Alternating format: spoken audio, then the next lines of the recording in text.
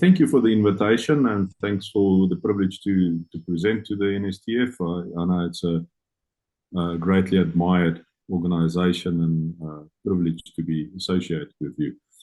In terms of what I'm just going to present, Jansi, is 2 years ago, in I think it was October 2021, I also presented it, and I decided to use a lot of the same slides. It's 2 years down the line, and I just wanted to see where we are. The previous time I was specifically discussing load shedding. And I think what I want to discuss today is a little bit related. And that's how do we do this transition in a highly politicized environment.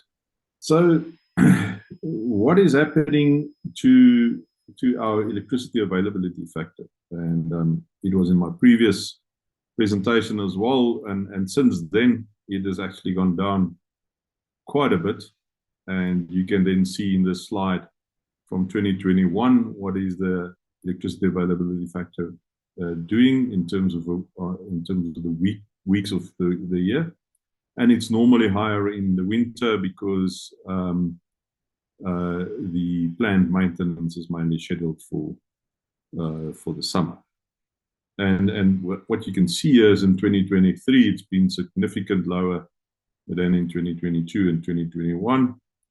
Although we understand that there is some comfort in getting some stability from some of the Eskom plant, especially in Mpumalanga in the last few weeks. So let's hold thumbs that continues. But if you believe in statistics and you believe in regression and those type of mathematics, it will be hard for us to turn around the availability factor and actually increase it as we would like to see in the country. Quite an old slide, but I still think this is very relevant.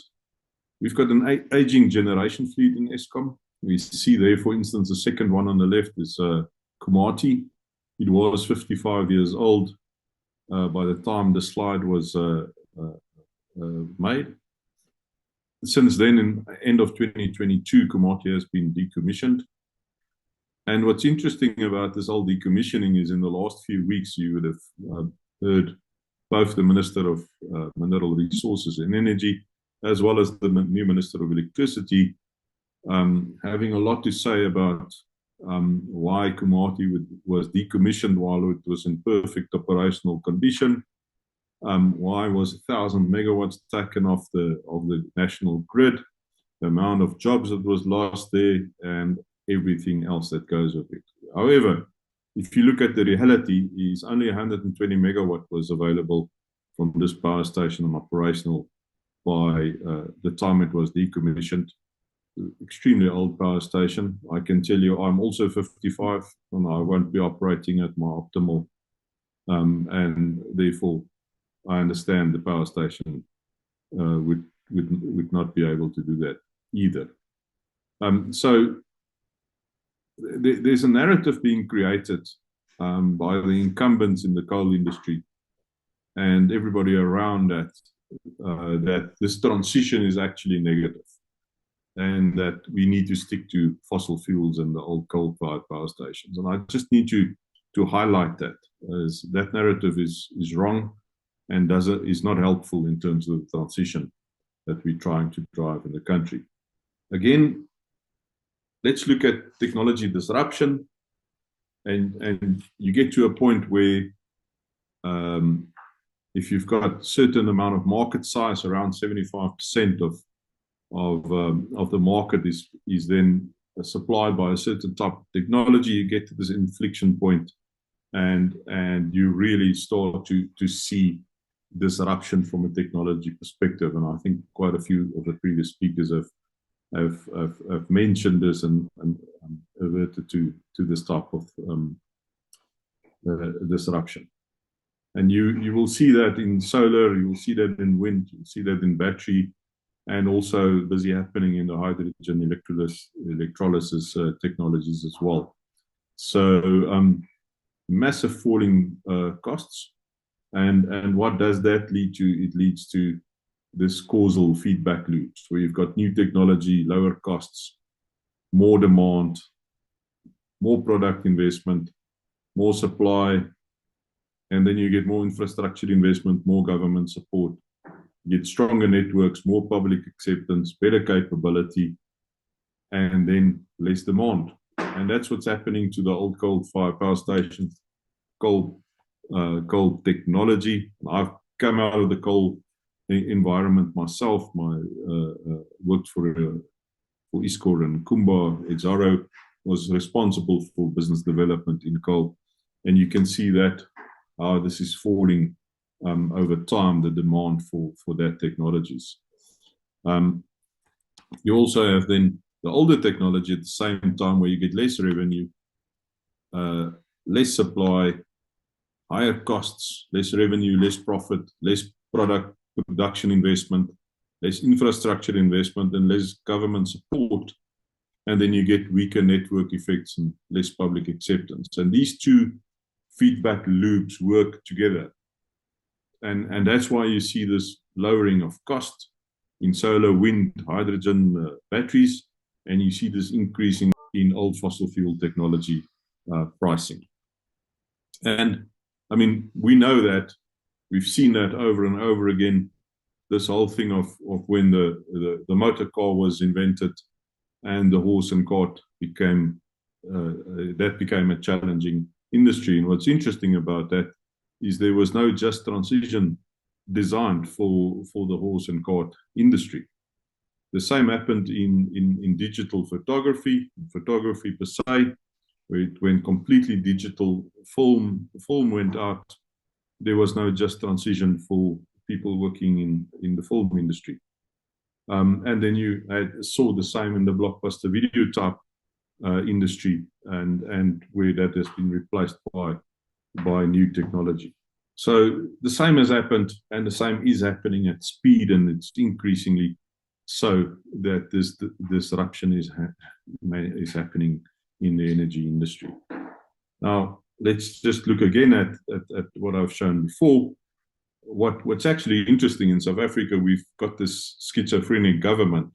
Amazing work being done by the same government, and you can see that in the Department of Science Technology, DTIC, many other places. But then you also have challenges in government around the policy, the regulatory environment for the energy transition.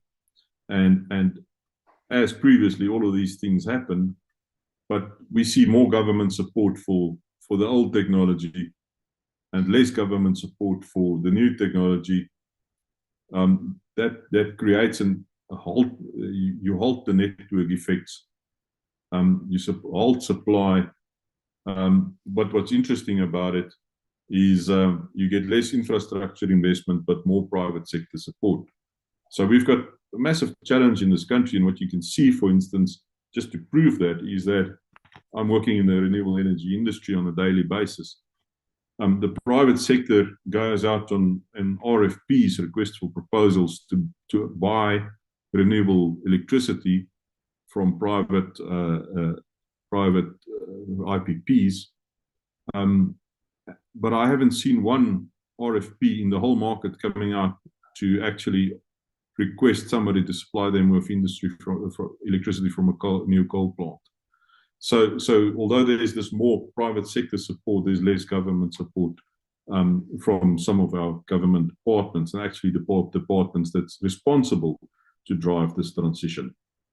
So what are the typical obstacles to resolve load shedding? And then in terms of this transition to the new economy in energy is the whole revolution around rooftop solar, and Mr. Moyo discussed that, and how each building, each household in South Africa could become its own small power station.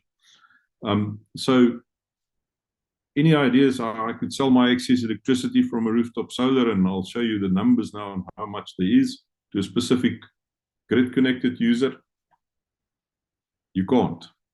In Cape Town now you can. 2 years ago when I talked to you, the specific slide, you couldn't. In the meantime, Cape Town went and they said, listen, we'll pay you cash for your energy. And suddenly there's a revolution in Cape Town around this. So it's all about removing that obstacles that I talked about in the previous slide. So this table comes from Eskom. Quite interesting. And you can see in March 2022, where were we in rooftop solar installation in South Africa? 983 megawatts. And then you can see how it increases. And in June of this year, we sat at 4,400 megawatts, 4.4 gigawatts rooftop solar. Just to give you an idea how much that is, in the Renewable Energy IPP program, the REAP as we know it, excellent, well-designed program that started in November 2011, there's around 6 gigawatts of installed capacity after 12 years. Here, we can see the increase from, it's just a little bit more than a year, or 4 gigawatts of installed capacity. And a lot of this goes with battery storage technology as well. And that's why we also see less load shedding. So you can see, despite the challenges that we have with different messages from different departments in government, all the good work on the one hand and all the obstacles on the other hand, the private sector has actually just released and unleashed this transition, this unplanned transition now, which really assists the challenges that we've got around energy. So in terms of applying our minds around the solutions, is a massive build out of renewables is needed and is going to happen, whether it is allowed or not by certain people within government. We need between 120 and 200 gigawatts of solar and wind. We need up to 90 hours of battery storage. And what we've seen in the last few months is a rollout of storage around quite a few substations that Eskom has put out on an RFP and is being built as we speak. We had the IRP 2019, and I think the IRP 2023 was published in the last few days. Haven't studied it yet, but I think it is a step back towards fossil fuels. Massive focus on investment in grid infrastructure needs to be prioritized. The government needs to show commitment to push through with the unbundling of Eskom. It's busy happening, although we've got all these challenges that the ERA wasn't tabled in Parliament at the time it should have. It's now been tabled. We just see, again, obstacles being rolled into the way there. What's interesting is you've got this dualism in government, where in the DMRE there's this pushback against this transition, but in the presidency it's actually managed quite well with the Presidential Climate Commission, Operation Vulindlela, on that side. And as you know, the Minister of Mineral Resources and Energy a few years ago mentioned that the president twisted his arm, changed the license cap from 1 megawatt to 10 megawatt, then to 100 megawatt, then it was removed. And since that day until now, there's 9 gigawatts of private generation being finalized and being built and being licensed and permitted throughout the country. So just removing one small obstacle in a way unleashed this investment in massive amounts of energy generation capacity. In the meantime, the electricity one-stop shop was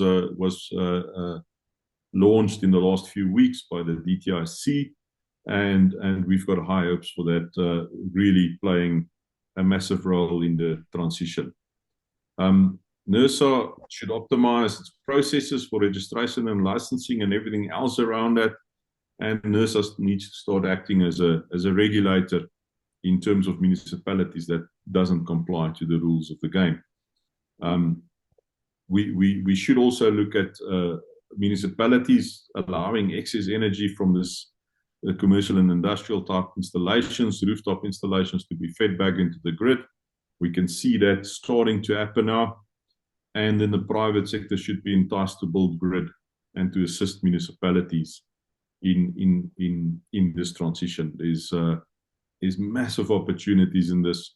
We're extremely positive that it will have a positive impact, that it will democratize, and it will enable many more people to be employed meaningfully in this system. I think that's my presentation, Jansi. I know it was very similar to 2 years ago, but there's lots of new information in it and lots of progress made, which is extremely positive. Katlehu says, why is there a need for transition through IPPs only and not a combination of Eskom and IPPs producing renewable energy? Why only private sector ownership instead of government ownership? No, I think there could be a transition through government ownership and private ownership. And I think the original Eskom model, when it was formed in 1923 by Hendrik van der Bijl, was to have a non-profit company, a true sense non-profit company, that would supply the cheapest electricity to industry and to then industrialize South Africa from there. And that actually happened. So I'm all for government ownership, government intervention, if the purpose is to have the cheapest electricity. However, in the last few years, that has changed completely, that Eskom became the milking cow and the gravy train, and was used to enrich the few at the cost of the many and of the people. So I think the transition is driven by economics and simply by the fact that at this stage the private industry can supply electricity cheaper than Eskom can, because it doesn't have the baggage of state capture and theft and corruption that goes with it. Pindulu says, is energy storage a reliable source of continuous energy supply for the entire republic? I think, Jansi, just to answer that one, I think energy storage could play and is playing and will increasingly play a massive role in continuous energy supply. However, it's not the only solution. The solution lies in the combination of different types of technologies. So we will still, for a good 40 to 50 years, have coal in the mix, in the energy mix, and rightly so. We would have an increase in gas to power. We probably would have an increase in hydro pump storage. And then we would have, like I said, quite an overbuild or massive overbuild in solar and wind, and then related storage, battery storage. And that battery storage really would play a massive role in continuous supply if designed right and if positioned right at the right places. And I can just say it's not only giving storage, it's also increasing what we call the customer load network in a specific area. So just to give you an idea, the two parts, and there's more than that, but two parts of that storage does play in this, is to say that if you've got, for instance, solar in the Eastern Cape or solar and wind in the Eastern Cape, but there's not enough grid capacity, and you put battery storage at that specific point, then that battery storage point becomes a load, and you can actually increase the supply of electricity into that load on the same site. When the solar is not there at night time, then you can actually evacuate from the battery. So you've got the ability to increase the load network at the specific point, but also to evacuate when you don't have the resource. And that combination is absolutely amazing in terms of grid stability for the country. I think the technology of battery storage has improved significantly over the past few years. Yeah, I think technology definitely, but pricing specifically, and that comes with mass manufacturing and this whole, let's say, positive feedback loop that I spoke about in one of my slides. But there's also a lot of scientists looking into alternative sources of energy storage and batteries, as opposed to, let's say, lithium iron phosphate. There's specific liquid metal batteries and other batteries that is being developed, and that could have longer duration storage. I'm talking about 8 hours type of storage, as opposed to up to 4 hours, where the lithium iron phosphate is really in its sweet spot. So that combination, I think the answer is also not in a specific technology of battery, but in combination of technologies for batteries.